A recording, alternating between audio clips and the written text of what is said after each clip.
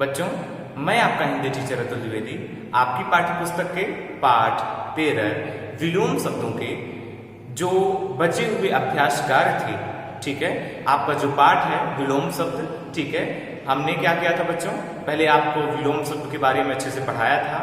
कुछ विलोम शब्दों को भी हमने देखा था उदाहरण के रूप में, उनके जो विलोम शब्द हो सकते हैं, शब्दों के विलोम शब्द भी हमने देखे थे, ठीक है। इसके बाद में हमने क्या किया था बच्चों, इसके बाद में हमने किया था कि जो पाठ से संबंधित जो अभ्यास प्रश्न है पीछे दिए गए, उनको हमने करना शुरू किया था। तो हमने प्रश्नों के दो प्रकार तो हमने देख लिए थे। वो प्रश्नों के प्रकार थे, पहला प्रकार था बच्चों की रिक्त स्थानों में विलोम शब्द लिखिए, मतलब शब्द दिए गए थे, शब्दों के बगल में उनसे संबंधित जो थे रिक्त स्थान दिए गए थे उनसे सामने, और उन्हीं रिक्त स्थानों में जो शब्द दिए गए हैं उन्हीं से संबंधित विलोम शब्द या उनके विलोम शब्द हमें क्या करना था बच्चों, उस रिक्त स्थान में हमें लिखना था, ठीक है। ये आपका पहला प्रश्न का प्रकार हो गया था। दूसरे प्रश्न का प्रकार आपका ये था बच्चों कि चित्र देखकर विलोम शब्द लिखिए। आप सब अगर किए होंगे प्रश्न तो आप सब देखे होंगे कि चित्र दिया गया था, मतलब दो चित्र दिए गए थे। चित्र एक, पहले चित्र के नीचे शब्द दिए गए थे, जैसे दिन था, दिन का चित्र दिया गया था। दिन के चित्र के बगल में रात का भी चित्र दिया गया था या एक दूसरा और चित्र दिया गया था। हमें पहचान करना है कि ये कौन सा, मतलब ये चित्र किसका है, किस समय का है, और हमें वो नीचे लिखना था। तो हम ये देखते थे कि पहला चित्र हमारा दिन का था, तो हम नीचे दिन लिखा हुआ था। उसके बाद दूसरा चित्र बगल में था, वह रात्रि का चित्र था, रात का चित्र था। तो हम ये सब देखते हैं कि हमें दिन का जो विलोम शब्द था रात, वो कैसे हमें पता चल रहा था बच्चों, चित्र के माध्यम से देख करके हमें पता चल रहा था। तो हमने उसके नीचे रात लिखा था। ये प्रश्न का दूसरा प्रकार था जिसे हमने किया था, ठीक है बच्चों। और हमने क्या किया था बच्चों, हमने विलोम शब्द की हमने परिभाषा भी देखी थी। विलोम शब्द की परिभाषा बच्चों हमने क्या देखी थी कि एक दूसरे का उल्टा अर्थ देने वाले शब्दों को, क्या, एक दूसरे के उल्टा अर्थ देने वाले शब्दों को हम विपरीतार्थक शब्द या विलोम शब्द कहते हैं, ऐसा हमने देखा था या पढ़ा था। अब आइए हम क्या देखते हैं बच्चों, अब आइए हम प्रश्न के तीसरे प्रकार और चौथे प्रकार के बारे में आज पढ़ेंगे या आपको बताएंगे हम कि ये प्रश्न का जो तीसरा प्रकार है और चौथा प्रकार है, उनका उत्तर, जो उनके नीचे प्रश्न दिए गए हैं उनका उत्तर जानने का प्रयास करेंगे, ठीक है बच्चों। आइए देखें, जो ये प्रश्न पूछने का हमारा तीसरा प्रकार है बच्चों, यह क्या कह रहा है, ये कहता है बच्चों कि ये जो हमारा प्रश्न पूछने का तीसरा प्रकार है, ये कह रहा है कि कोष्टक में से उचित विलोम शब्द पहचान कर दिए गए रिक्त स्थानों में लिखिए।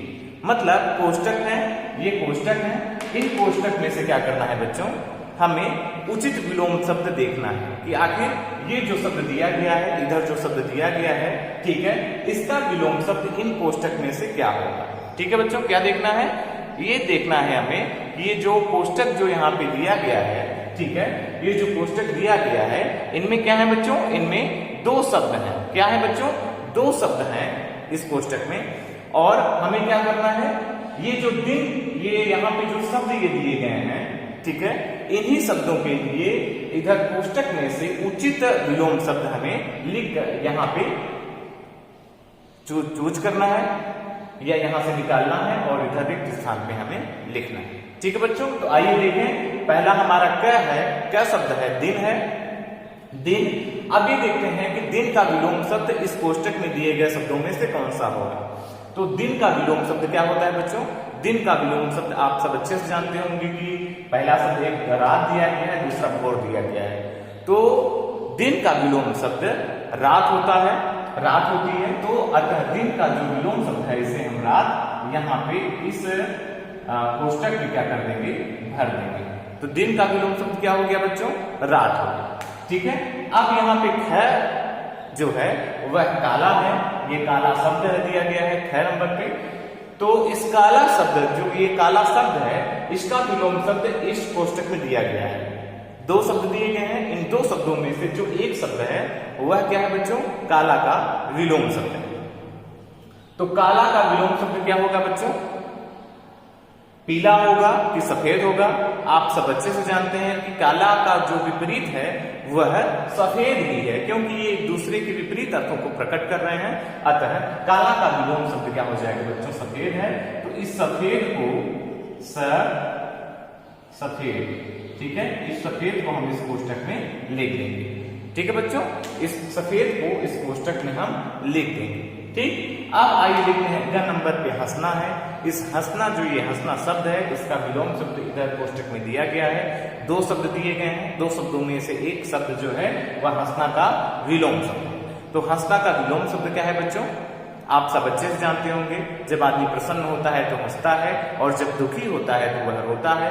अतः हंसना का जो विलोम शब्द है वह रोना हो जाएगा, क्योंकि ये एक दूसरे के विपरीत अर्थों को प्रकट कर रहे हैं। अतः हंसना का विलोम शब्द क्या हो जाएगा बच्चों? रोना। क्या हो जाएगा?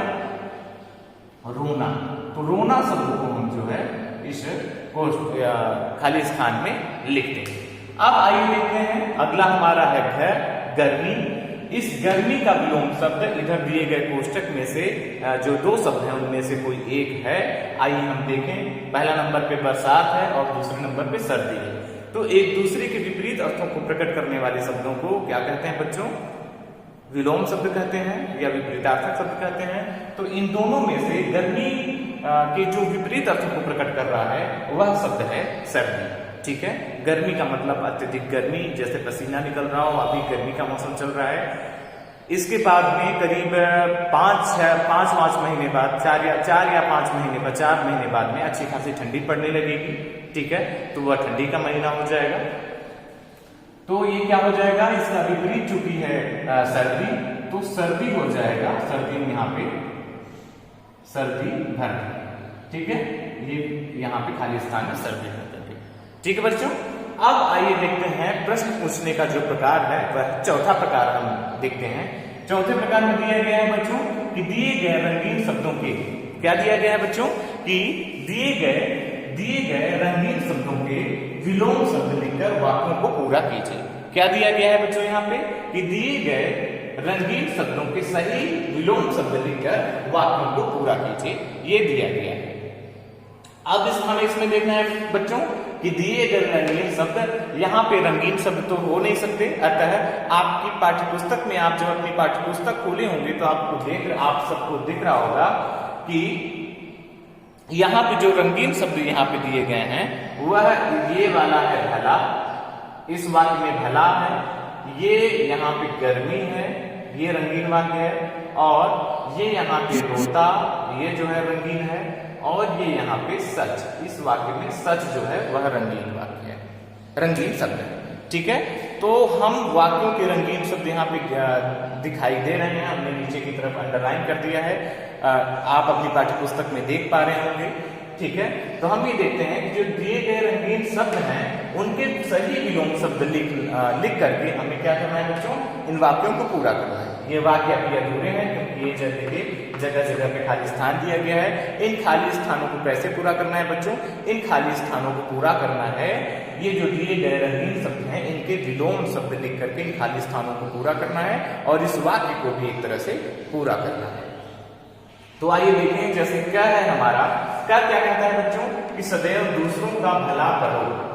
सदैव क्या करो बच्चों? दूसरों का भला करो। तो भला का विलोम शब्द क्या हो जाएगा बच्चों? भला का विलोम शब्द हो जाएगा बुरा, क्योंकि बुरा जो है वह भला के विपरीत अर्थों को प्रकट कर रहा है। अतः हम यहाँ क्या कर देंगे बच्चों? यहाँ हम कर देंगे बुरा। क्या कर देंगे बच्चों? बुरा।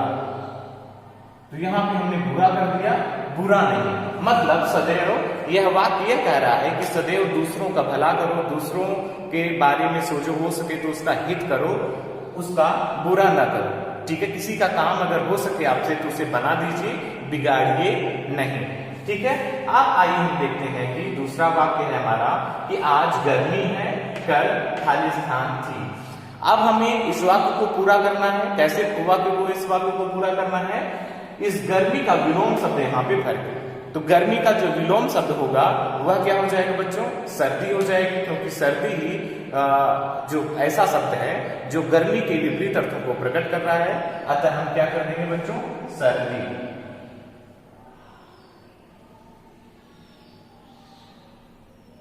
ये जो सर्दी शब्द है उसे हम भर देंगे यहाँ पे।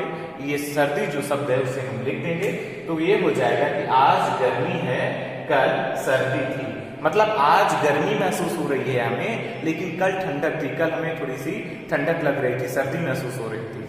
अब आइए अगला हमारा जो वाक्य है वह अगला वाक्य है हमारा, सोहन रोता है, मदन क्या करता है, खाली स्थान है और है। तो हमें ये देखना है कि रोता का विलोम शब्द क्या होगा, उसे भर करके इस वाक्य को पूरा करना है हमें। तो सोहन रोता है, मदन क्या करता है बच्चों, हंसता।